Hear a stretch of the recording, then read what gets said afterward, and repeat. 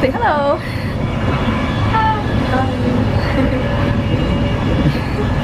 Are you vlogging? Yes. Yeah. Gotta commemorate the memories that we are sitting on the floor of the train. I don't have What did you see? a lot of things. What a lovely day to go sightseeing. Hello. Hi. I love this kind of days for doing sightseeing, so... Yeah, me too. Yeah, it's a video, okay? I love rainy days. But it's beautiful. Or the river.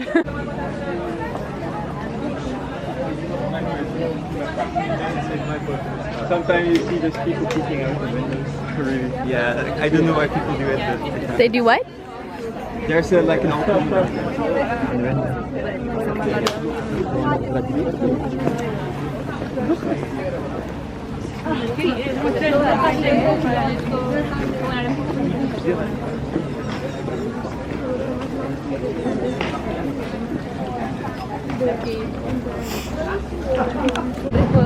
A los demás, pues...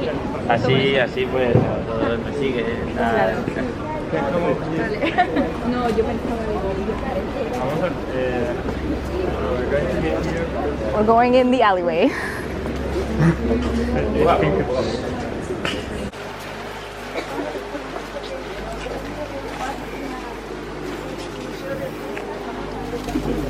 Sí, mira esa casa, de las casas ahí en la pura agua. Amparito, las casas que se ven ahí en el agua.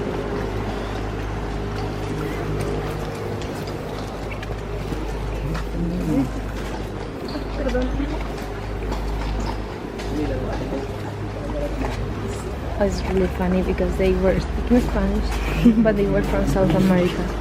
So the it's accent different. was really funny. Yeah, like I think it's in Argentina.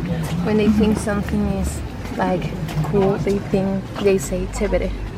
It's chévere. What does that mean? Like it's great or cool or Right. pretty or something. The buildings are so nice.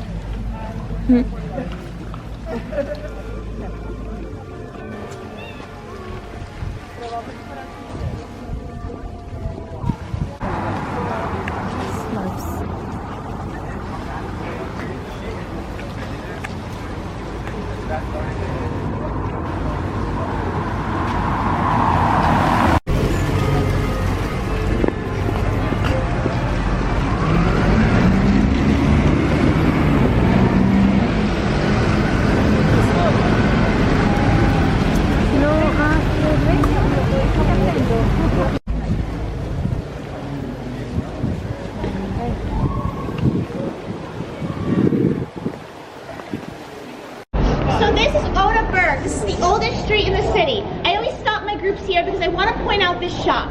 The reason I point it out is because I'm sure when all of you think of Belgium, you think of waffles and chocolate first, but I'm sure a lot of you don't know that Belgium is very well known for its lace.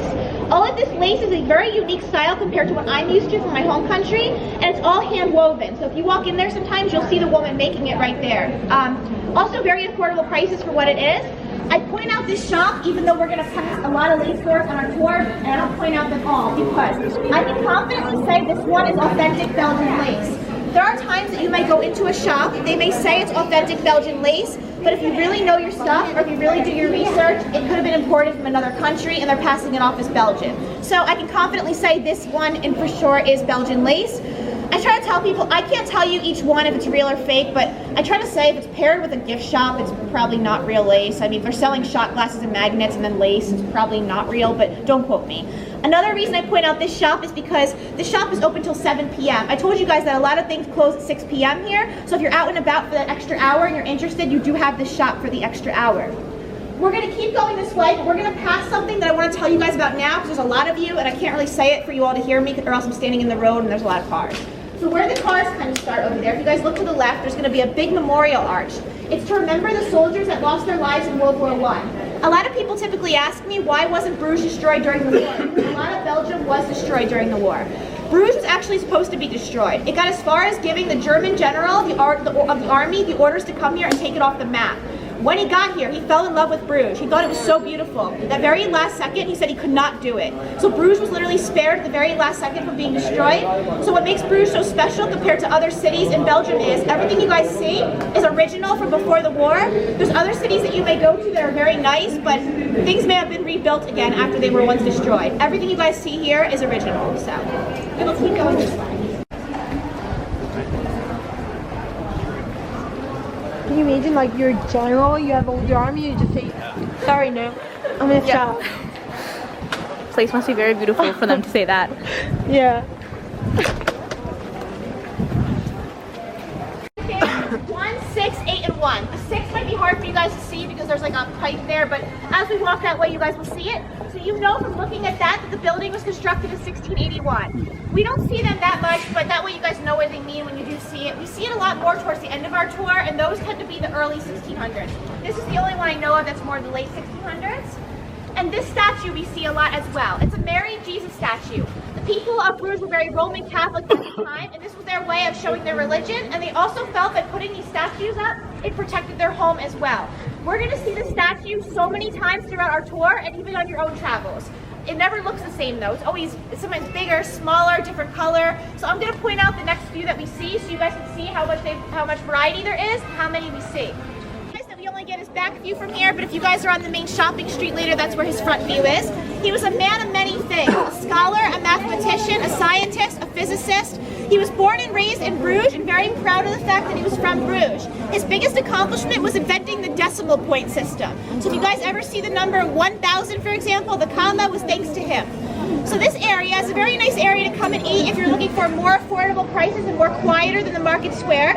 You can also get all the Belgian specialties here. For example, this place is very well known for its mussels. It's called poulet moulet. Belgium is also just very well known for mussels in general. Belgium is also well known for beer. So I like to tell people, if you're going to try the mussels here, you can actually get them soaked in Belgian beer. That way it's more of a unique Belgian experience because mussels and white wine is just something you can kind of get anywhere, so why do that here, but to each their own.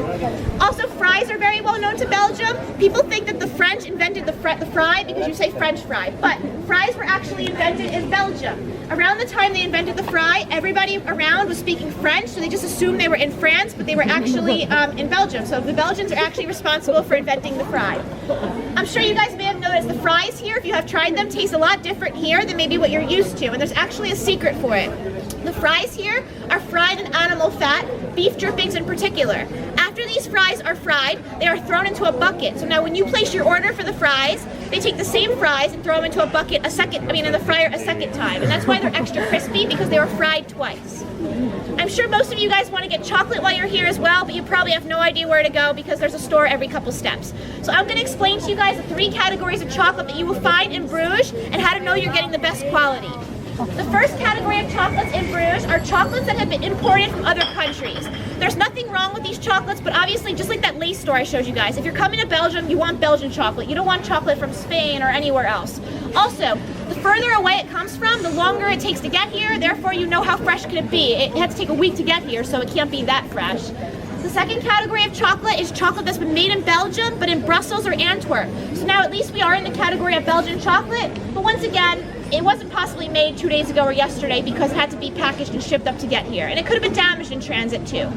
The way you guys can know you're getting the best quality of chocolates are the stores that make the chocolate in Bruges. Therefore, you know it's Belgian chocolate and it's the best quality because it was made in the city itself. It didn't take time to get here.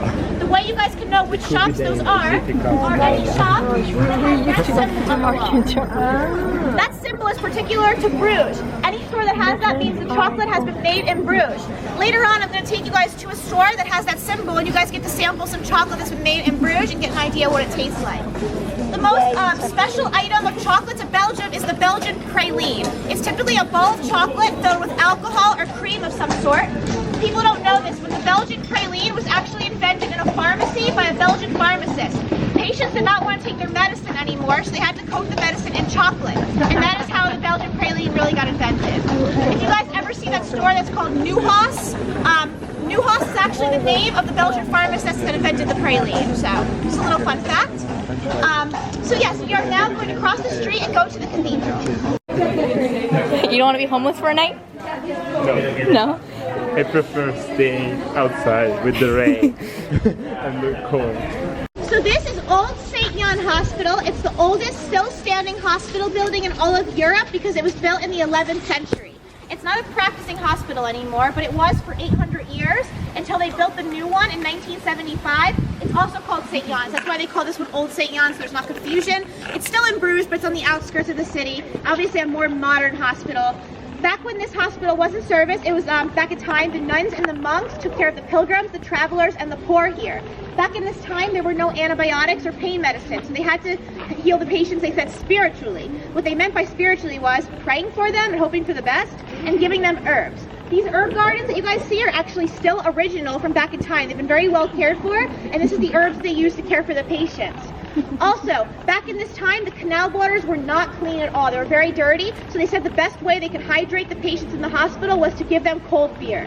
So I'm not quite sure what the outcome was from that, but you can actually go into the hospital and the pharmacy. There's a museum of both.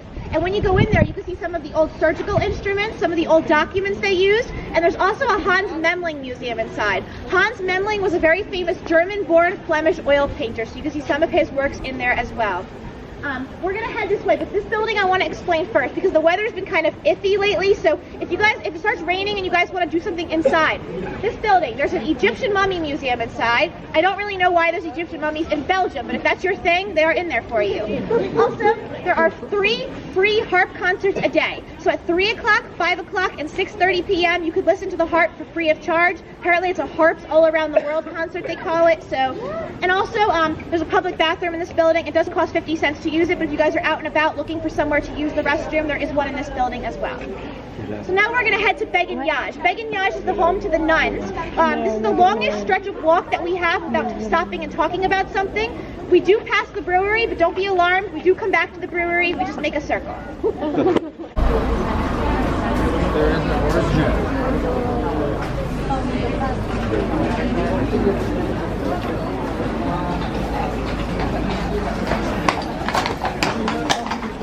This building right here. If you guys have been here this week, you see that it rains a lot in this country. So this building is to make sure that when it rains, all of the canals don't overflow and flood the whole city. So it works together with that fountain that you guys may see or hear right there, and it helps regulate the water. That way all this water doesn't come where we are right now. Now I'm going to talk to you guys about why there are so many swans. Back in 1488, we had an emperor here named Maximilian, and the people of Bruges did not like him because he was always trying to make a rule about something or increase taxes or whatever. So people of Bruges decided to kidnap Maximilian and his best friend Peter Leinkoll and keep him kidnapped in the basement of where that cafe is today and hope that he would change his ways. After 4 months, Maximilian was showing no signs of changing, so they decided to decapitate Peter Leinkoll right in front of Maximilian. Maximilian was obviously very upset about this, so he cried and said, "Please let me go, I'll do whatever you want, just don't do this to me, let me go." They let him go, and unfortunately Maximilian did not intend to keep that promise. The first punishment for the people for what they did to him was they had to keep 50 swans on their property for all of eternity. He chose the swan because his best friend's name is Peter Leinkoll. Leinkoll in some other language means long neck in English, so that's the connection, long neck, swan. Also the family symbol of the family was the swan. The other reason he chose it was because he said, whenever anybody ever comes to Bruges and looks at a swan, maybe they'll think about the bad things that we did to Maximilian. Unless you take my tour, you probably had no idea about that, so I don't think he accomplished that goal. Now though, there are over 150 swans in this city because they keep having babies every year, so we keep getting more and more and more. They're very well taken care of. We're going to walk that way and you guys are going to see. There's feeding stations set up. Somebody comes to feed them 3 times a day. They're brought inside for the winter to keep warm, and when they have their babies, they build these huge fences around all the trees so that way nobody can stare at their nests while they're nesting on their eggs. So they're very ungrateful creatures though, because if you get too close to one, they're not going to be very nice to you. So just a warning. Also, the next punishment for the people of Bruges for what they did was Maximilian was banning trade in Bruges. This was very serious because trade is what got Bruges to be a city to begin with. So now nobody was interested in trading with us. Nobody came here. It was lights out for Bruges. Now, a guy named George Rodenbach, who loved the city, wrote a book. It was called Bruges le Mort, which means Bruges the Dead. It was the first book ever written in every single language, so it could be picked up all over the world. People were picking up this book all over the world and saying, wow, I really wish Bruges was a real place. I'd love to go there. They thought that Bruges was a fake place just written for this book. So eventually people got out and discovered that Bruges was real, and word of mouth spread, and people started coming back here again, which got Bruges back on the map, not so much for trade now, but for tourism. The population of Bruges is 125,000, but we get 4 to 6 million tourists every single year. There's also been some movies about Bruges that have been filmed that help get us back on the map as well. That's easier for you guys to think about. It was built in 1856, and it's been through 6 family generations. You could come here to eat lunch, you could have dinner here. For 12 euros, you can get a tour of the brewery that does include a free beer with it. And this is the best place to try the Bruges beer, Bruges Dot, because this is the only place in the whole city you can get the beer unfiltered. So there was actually 50 breweries in the square once alone, but they've all been shut down because these streets are very small, the trucks are very large, the cost of fuel are very high. It got very expensive for them all to stay in business. This one was actually supposed to be shut down too, but last September they came up with a brilliant idea to be able to stay in business. They invented an underground beer pipeline. So the pipeline goes from 3 kilometers into the suburbs of Bruges under the ground and transports the beer here. It costed $4.6 million apparently, but they say it's paying for itself every day. So I'm going to show you guys what the pipeline looks like.